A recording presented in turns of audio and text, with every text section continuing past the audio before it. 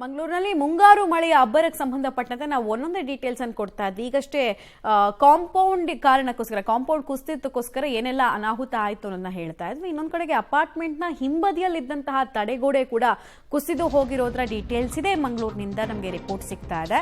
ಕದ್ರಿಯ ಶಿವಭಾಗ ಬಳಿಯ ಸುಂದರಿ ಅಪಾರ್ಟ್ಮೆಂಟ್ನಲ್ಲಿ ಘಟನೆ ಆಗಿದೆ. ತಡೆಗೋಡೆ ಕುಸಿದು ಅಪಾರ್ಟ್ಮೆಂಟ್ ಗೋಡೆಗೆ ಹಾನಿಯಾಗಿರೋದ್ರ ಡೀಟೇಲ್ಸ್ ಸಿಗ್ತಾ ಇದೆ. ಮರ ಸಮೇತವಾಗಿ ಬಿದ್ದಂತಹ ತಡೆಗೋಡೆಯಿಂದ ಅಪಾರ್ಟ್ಮೆಂಟ್ನ ಕಾಂಪೌಂಡ್ ಏನಿತ್ತು ಅದಕ್ಕೂ ಕೂಡ ಇಲ್ಲಿ ಡ್ಯಾಮೇಜ್ ಆಗಿರೋದ್ರ ಡೀಟೇಲ್ಸು. ಸೇಮ್ ಇಲ್ಲೇನು ನಾವು ಘಟನೆ ನೋಡಿದ್ವಿ, ಒಂದು ಕಾಂಪೌಂಡ್ ವಾಲ್ ಕುಸಿದ್ರಿಂದ ಎದುರುಗಡೆ ಇದ್ದಂತಹ ಮನೆಗೆ ಹೆಂಗೆ ಡ್ಯಾಮೇಜ್ ಆಗಿದೆ, ಅದೇ ರೀತಿ ಇಲ್ಲಿ ಅಪಾರ್ಟ್ಮೆಂಟ್ನ ಹಿಂಭಾಗದಲ್ಲಿ ನಮ್ಗೆ ಸದ್ಯಕ್ಕೆ ಫುಟೇಜಸ್ ಸಿಗ್ತಾ ಇದೆ. ಮಣ್ಣು ಯಾವ ಪ್ರಮಾಣದಲ್ಲಿ ಅಪಾರ್ಟ್ಮೆಂಟ್ ಬೇಸ್ಮೆಂಟ್ ಒಳಗೆ ಬಂದ್ಬಿಟ್ಟಿದೆ ಅನ್ನೋದನ್ನ ನೀವು ಗಮನಿಸ್ತಾ ಇದ್ದೀರಾ. ಗುಡ್ಡ ಇದೆ, ಅಪಾರ್ಟ್ಮೆಂಟ್ ಹಿಂದೆಗಡೆ ಎಕ್ಸಾಕ್ಟ್ಲಿ ಗುಡ್ಡ ಇದೆ. ಸೊ ಗುಡ್ಡ ಹಿಸಿಬಾರ್ದು ಅಂತ ಇಲ್ಲಿ ತಡೆಗೋಡೆಯನ್ನು ಕಟ್ಟಿದ್ರು. ಬಟ್ ತಡೆಗೋಡೆಯನ್ನು ನೀವು ನೋಡಿದ್ರೆ ಈ ಕಡೆಗೆ ಸ್ವಲ್ಪ ಪಾಚಿ ಕಟ್ಟಿರೋದು ಕಾಣಿಸ್ತಾ ಇದೆ, ಗೊತ್ತಾ ನಿಮಗೆ. ಸೊ ಅದನ್ನು ಮೇಂಟೈನ್ ಮಾಡಿಲ್ಲ ಅನ್ನೋದು ತಿಳಿದು ಬರ್ತಾ ಇದೆ. ಹಳೆಯ ತಡೆಗೋಡೆ, ಅದ್ರ ಮೇಲೆಲ್ಲ ಪಾಚಿ ಕಟ್ಟಿದೆ. ಸೊ ಅದು ನೇರ ಒಂದೇ ಒಂದು ಮಳೆಗೆ ಮಣ್ಣದು ಯೂಶಲಿ ಪ್ರೆಷರ್ ಇರುತ್ತೆ. ಈ ಗುಡ್ಡದ ಮಣ್ಣಿನದು ಪ್ರೆಷರು ಯೂಶಲಿ ಅದು ಒತ್ತುತ್ತಾ ಇರುತ್ತೆ, ಸೆಳೆತ ಜಾಸ್ತಿ ಇರುತ್ತೆ ಅದರಲ್ಲಿ. ಸೊ ಅದು ಹಿಸ್ದು ಹೋಗಿದೆ. ಬೇಸ್ಮೆಂಟ್ನಲ್ಲಿ ಮಣ್ಣು ಸ್ಟೋರೇಜ್ ಆಗಿದೆ ಇದರ ಪರಿಣಾಮ. ಸೊ ಅಪಾರ್ಟ್ಮೆಂಟ್ ನಿವಾಸಿಗಳು ಹಿಡಿಶಾಪವನ್ನು ಹಾಕ್ತಾ ಇದ್ದಾರೆ.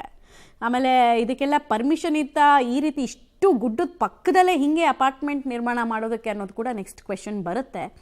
ಮುಂದಿನ ಹಂತದಲ್ಲಿ ನಮ್ಗೆ ಅದ್ರ ಬಗ್ಗೆ ಕೂಡ ಮಾಹಿತಿ ಸಿಗುತ್ತೆ. ಯಾಕಂದರೆ ಪರ್ಮಿಷನನ್ನು ಯೂಶಲಿ ಈ ಗುಡ್ಡ ಇದೆ ಅಂತಂದರೆ ಇತ್ತೀಚಿನ ವರ್ಷಗಳಲ್ಲಿ ಅದನ್ನು ಮಾಡ್ಯುಲೇಟ್ ಮಾಡಿದ್ದಾರೆ. SOP ಇದೆ ಅದಕ್ಕೆ. ಹೆಂಗೆ ಬೇಕಾಬಿಟ್ಟು ತಡೆಗೋಡೆಗೆ ಅಂಟ್ಕೊಂಡು ಬೇಸ್ಮೆಂಟನ್ನು ಕಟ್ಟೋದಕ್ಕೆ ಬರಲ್ಲ.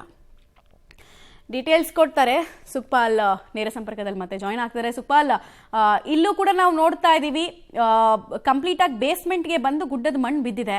ಸೊ ಇದು ಎಷ್ಟೊತ್ತಿಗಾಗಿರೋದು, ಆಮೇಲೆ ಇಲ್ಲಿ ಏನೇನು ಪ್ರಾಬ್ಲಮ್ಸ್ ಕಂಡು ಬರ್ತಾ ಇದೆ ಮೇಲ್ನೋಟಕ್ಕೆ, ಆಮೇಲೆ ಇಷ್ಟು ಗುಡ್ಡಕ್ಕೆ ಅಂಟಿಕೊಂಡಂತೆ ಅಪಾರ್ಟ್ಮೆಂಟ್ ಕಟ್ಟಿರೋದು ನೋಡ್ತಾ ಇದ್ರೆ ಇದರ ಲೈಸೆನ್ಸು, ಆಮೇಲೆ ಇಲ್ಲಿ ಪಾಲಿಕೆ ಅಧಿಕಾರಿಗಳು ಕೈಗೊಳ್ಳಬೇಕಾದಂತಹ ಕ್ರಮ ಪಾಲಿಕೆ ವ್ಯಾಪ್ತಿಗೆ ಬರುತ್ತಾ, ಪಂಚಾಯತ್ ವ್ಯಾಪ್ತಿಗೆ ಬರುತ್ತಾ, ಏನೇನು ಮಾಹಿತಿ ಇದೆ ಇದು?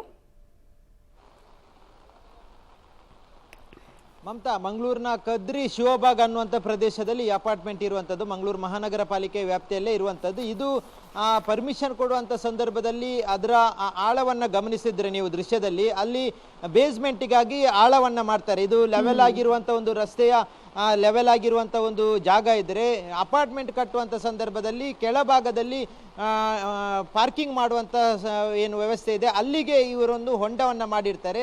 ಹಾಗಾಗಿ ಸುತ್ತಲೂ ಅದಕ್ಕೆ ಕಾಂಪೌಂಡ್ ಕಟ್ಟಬೇಕು ಅನ್ನುವಂಥದ್ದು ಇರುತ್ತೆ. ಆದರೆ ಕಾಂಪೌಂಡನ್ನು ಅಷ್ಟೊಂದು ಬಲಿಷ್ಠವಾಗಿ ಕಟ್ಟದೇ ಇರುವಂಥ ಕಾರಣಕ್ಕಾಗಿ ಈಗ ಈ ರೀತಿಯಾದಂಥ ದುರಂತಗಳಾಗ್ತಾ ಇರುವಂಥದ್ದು. ಇದು ಅದರ ಸಮೀಪದಲ್ಲಿ ಗುಡ್ಡೆ ರೀತಿಯಲ್ಲಿ ಏನು ನಿರ್ಮಾಣ ಆಗಿತ್ತು ಇವರೇ ಕೃತಕವಾಗಿ ಮಾಡಿರುವಂಥದ್ದು, ಅದು ಸಂಪೂರ್ಣವಾಗಿ ಬೇಸ್ಮೆಂಟಿಗೆ ಬಿದ್ದಿರುವಂಥದ್ದು. ಆದರೆ ಯಾವುದೇ ಪ್ರಾಣಹಾನಿ ಆಗಿಲ್ಲ. ಆ ಸಂದರ್ಭದಲ್ಲಿ ಯಾರು ಅಲ್ಲಿ ಇರಲಿಲ್ಲ. ನೀವು ದೃಶ್ಯದಲ್ಲಿ ಗಮನಿಸಬಹುದು, ಅಲ್ಲಿ ಕಾರು ಇತ್ತು, ಪಾರ್ಕಿಂಗ್ ಮಾಡಿರುವಂಥ ಕಾರುಗಳು, ಇದಕ್ಕೆಲ್ಲ ಹಾನಿಯಾಗಿದೆ. ಆದರೆ ಯಾರು ಅಲ್ಲಿ ಇರದೇ ಇರುವಂಥ ಕಾರಣಕ್ಕಾಗಿ ಏನು ದೊಡ್ಡ ಮಟ್ಟದ ತೊಂದರೆ ಆಗಿಲ್ಲ. ಮತ್ತೆ ದೊಡ್ಡ ಪ್ರಮಾಣದಲ್ಲಿ ಏನಾದರೂ ಇದು ಕುಸಿದು ಬಿದ್ದಿದ್ರೆ ಇಡೀ ಅಪಾರ್ಟ್ಮೆಂಟ್ಗೆ ಸಮಸ್ಯೆ ಆಗುವಂಥ ಸಾಧ್ಯತೆ ಇತ್ತು. ಯಾಕಂತ ಹೇಳಿದ್ರೆ ಅದು ಸಂಪೂರ್ಣವಾಗಿ ಒಂದು ಕುಸಿದು ಬಿದ್ದಂಥ ಸಂದರ್ಭದಲ್ಲಿ ಒಂದು ಕಡೆಯಿಂದ ಮಳೆಯ ರಭಸವು ಜಾಸ್ತಿ ಆಗಿರುತ್ತೆ. ಹಾಗಾಗಿ ಮಳೆ ಬಂದಂಥ ಸಂದರ್ಭದಲ್ಲಿ ಕೆಸರು ಮಿಶ್ರಿತವಾಗಿ ಇದು ಬರುತ್ತೆ. ಹಾಗಾಗಿ ಯಾವುದೇ ರೀತಿಯಾದಂಥ ದೊಡ್ಡ ತೊಂದರೆಗಳೇನಾಗಿಲ್ಲ. ಆದರೆ ಅಪಾರ್ಟ್ಮೆಂಟ್ನವರು ಇದರ ಬಗ್ಗೆ ನಿರ್ಲಕ್ಷ್ಯವನ್ನು ವಹಿಸಿದ್ದಾರೆ ಅನ್ನುವಂಥದ್ದನ್ನು ಗಮನಿಸಬಹುದು. ಜೊತೆಗೆ ಅಧಿಕಾರಿಗಳು ಇದಕ್ಕೆ ಸೂಕ್ತವಾದಂಥ ಪರವಾನಗಿ ಕೊಡುವಂಥ ಸಂದರ್ಭದಲ್ಲಿ ಇದನ್ನೆಲ್ಲ ಗಮನದಲ್ಲಿ ಇಟ್ಟುಕೊಂಡಿದ್ರೆ ಇವತ್ತು ಈ ರೀತಿಯಾದಂಥ